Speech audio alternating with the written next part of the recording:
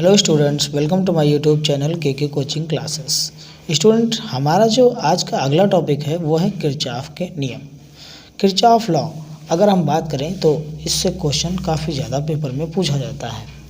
मैं बात करूं किरचॉफ लॉ की तो लगभग बात है सन 1842 की, जब जटिल परिपथों के लिए जो है इन्होंने एक अपना नियम प्रस्तुत किया। और इन्होंने एक नहीं बल्कि दो नियम प्रस्तुत किए और इन्होंने बताया कि कभी भी जटिल परिपथों पर अगर हम बात करें तो दो प्रकार के धाराओं को जोड़ सकते हैं। एक तो संधि का नियम, जैसे कि संधि के नियम ने उन्होंने बताया कि किसी भी संधि पर, संधि मतलब जहाँ पर आती हो चीज़ें, जैसे संधि को इंग्लिश में कहते हैं जंक्शन। अब आप रेलवे जंक्शन पर जाते होंगे तो वहाँ देखते होंगे कि बहुत सारी ट्रेनें आकर के रुकती हैं, मिलती हैं, ठीक है। तो जहाँ कहीं भी चारों ओर से धाराएँ आकर मिल रही हैं तो उसे हम लोग बोलते हैं जंक्शन। तो इन्होंने क्या बताया कि किसी भी जंक्शन पर मिलने वाली समस्त धाराओं का जो योग होता है वो शून्य होता है। इसका बीजगणितीय योग क्या होता है? शून्य होता है। सपोज दैट हमारे पास ये कोई जंक्शन है और इस पर दो प्रकार की जो करेंट्स हैं वो आ रही हैं और तीन प्रकार की करेंट्स क्या हो रही हैं? जा रही हैं। मैं मान लेता हूँ ऐसे, ठीक है, ओके। ये जो हमारी I1 है ये आने वाली है, I2 आने वाली है, I3 जाने वाली है और I4 भी जाने वाली है और I5 भी जाने वाली है।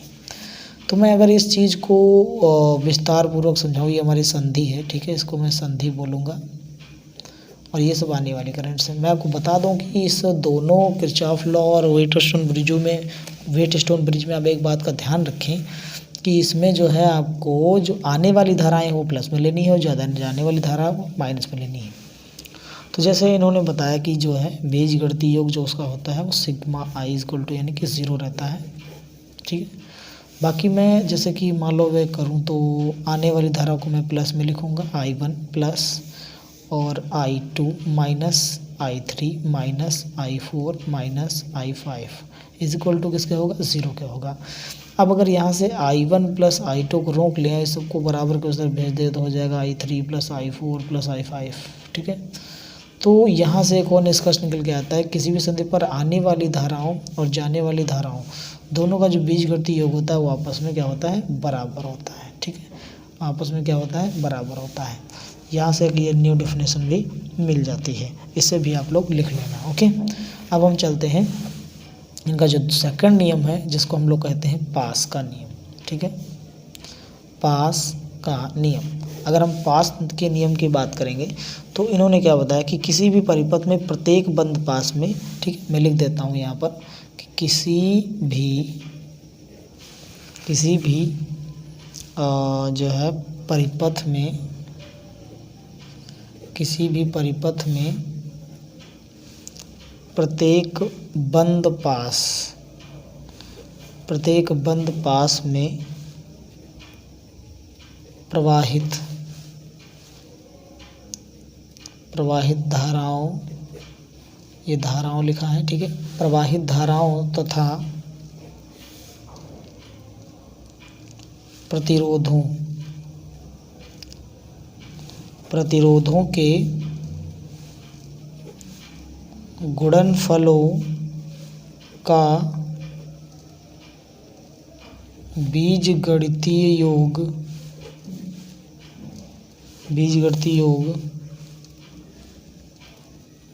उस पास में लगे विद्युत वाहक बलों के योग के बराबर होता है, ठीक है। ये हमारी हो गई डिफिनेशन, इतनी बड़ी सी ये हो गई इसकी डिफिनेशन। अगर आप इसे लिखना चाहें तो वीडियो पॉज करके लिख सकते हैं, ठीक है। बाकी मैं बात करूं कि होता क्या है लॉ, तो इनके अनुसार ये था कि सिग्मा IR मतलब कि धाराओं और जो प्रतिरोधों का जो गुणनफल है वो बराबर होगा किसके? उस पास में लगे हुए मतलब कि वो क्या बोलते हैं, विद्युत वाहक बलों के योग के बराबर होगी, ऐसा इन्होंने बताया था, ठीक है। आप देख पा रहे होंगे मैंने इक्वेशन लिखी है। अब इनके अनुसार अगर मैं देखूं तो आपके पास होने चाहिए दो चीज़ें। क्या? सबसे पहले आपके पास होना चाहिए एक बंद पास, जैसे कि मैंने बना लिया है यहाँ पर, एक ये हो गया बंद पास हमारे लिए। और इस बंद पास में आपको बीच से रेखा खींचनी है, ABCD, इसका नाम दे सकते हैं EF, ठीक है, ये F है, E नहीं, दोबारा E नहीं आता है, F हो गया। अब हमको जोड़ना क्या है, तो देखो मैं यहाँ पर आपको दूसरे पेन से जोड़कर बता देता हूँ, क्योंकि मैंने जब जो है डिब्बा बना लिया बट जोड़ना भूल गया। तो यहाँ पर हम जोड़ लेते हैं प्लस माइनस के सहारे एक सेल, और मान लेते हैं यहाँ पर भी एक सेल जुड़ा है, ओके। और यहाँ पर एक रेजिस्टेंस हम लोग जोड़ देते हैं जिसका नाम है R1, यहाँ भी रेजिस्टेंस जिसका नाम है R2, और यहाँ पर भी एक रेजिस्टेंस जुड़ेगा जिसका नाम होगा R3, ओके। अब यहाँ पर 3 रेजिस्टेंस हमारे पास हैं और 2 हमारे पास सेल हैं। अब यहाँ से अगर मैं कहूँ कि एक काम करो कि यहाँ से इसको चालू करो, तो इसको जब स्टार्ट करेंगे तो I1 निकलेगी, इसे जब स्टार्ट करेंगे तो I2 निकलेगी। अब दोनों धाराएं यहाँ पर आकर के क्या होंगी, मिलेंगी। जब धाराएं एक दूसरे से मिलती हैं तो लगता है संधि का नियम, यानी कि दोनों धाराएं जुड़ जाती हैं। तो यहाँ से हो जाएगा I1 धन I2, और इस वाले में I1 प्लस I2 ही बहेगी। यहाँ से आने के बाद I2 इधर चली जाएगी और I1 अपनी गली चली जाएगी। जो भी हम नापेंगे वो यहाँ इस कोने से नापेंगे, इस पास में। सबसे पहले हम बात करेंगे, इसको मान लेते हैं पास नंबर फर्स्ट, पास नंबर सेकंड, ठीक है। तो पास मतलब कक्ष होता है, मैं पास फर्स्ट के लिए सबसे पहले निकाल रहा हूँ, ठीक है। सबसे पहले किसके लिए, बंद पास फर्स्ट के लिए, ठीक है। तो अगर फर्स्ट के लिए निकाला जाए तो आपको इसमें मालूम होना चाहिए, यहाँ से स्टार्टिंग करते हैं, यहाँ कौन सी धारा जा रही है, I1, तो बोलेंगे I1 R1, ठीक है, दोनों को प्लस में लिखा जाएगा। फिर यहाँ से आएंगे, सबसे पहले कौन मिला, माइनस मिला, तो इसको मैं E कह देता हूँ, ठीक है। तो माइनस का E1 और ये E2 हो जाएगा, माइनस का E1 हो गया। और उसके बाद में ऐसे चलें रिटर्न मारे तो आपको हो गया प्लस मिला ना पहले, तो प्लस का E2, और फिर जाएंगे तो धारा के विपरीत जा रहे हैं। देखो बात सुनो, धारा के संग चलोगे तो प्लस लोगे, और धारा के विपरीत चलोगे तो माइनस लोगे। बाकी सेलों में जो मिलेगा वही लिखा जाएगा। तभी तो हम धारा उधर से आ रही है, धारा कहाँ से आ रही है, उधर से, करंट उधर से आ रहा है, हम लोग इधर को जा रहे हैं, तो उल्टा हो गया ना, तो इसलिए घट जाएगा, मतलब कि माइनस में लिया जाएगा, ठीक है। तो ये हो जाएगा क्या, देखो E2 लिख लिया गया। अब ये हो जाएगा माइनस का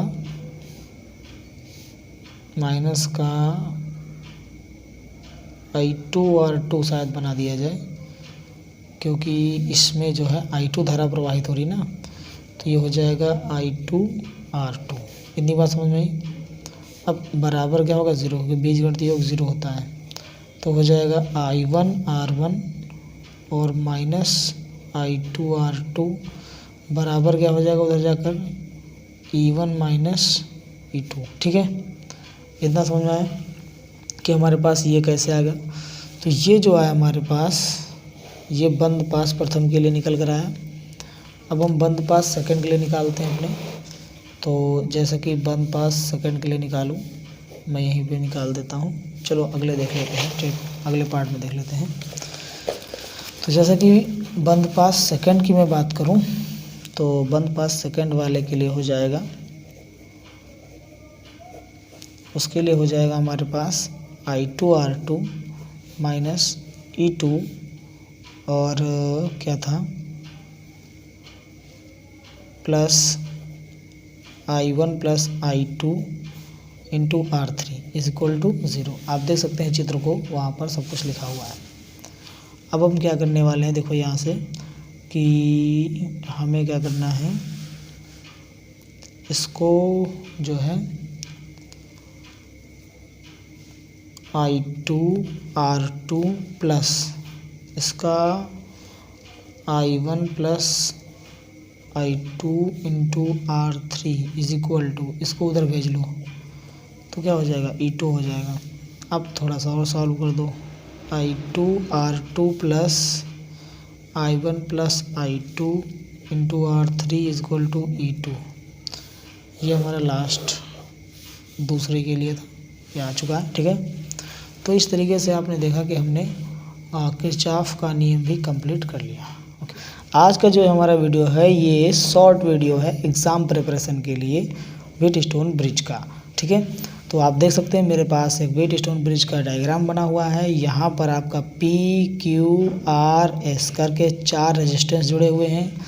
इसमें जब हम यहाँ से इसको चालू करते हैं बैटरी भैया जी को, तो यहाँ से ये I करंट छोड़ देते हैं गरगरा के। ठीक है, ये यहाँ से बहुत स्पीड में जाती है I धारा, और यहाँ से I 2 भागों में बट जाएगी। जैसे खेत में 2 नालियाँ बना देते हैं, आधा आधा पानी चला जाता है, सेम वैसे ही I1 इधर चली गई, I2 इधर चली गई।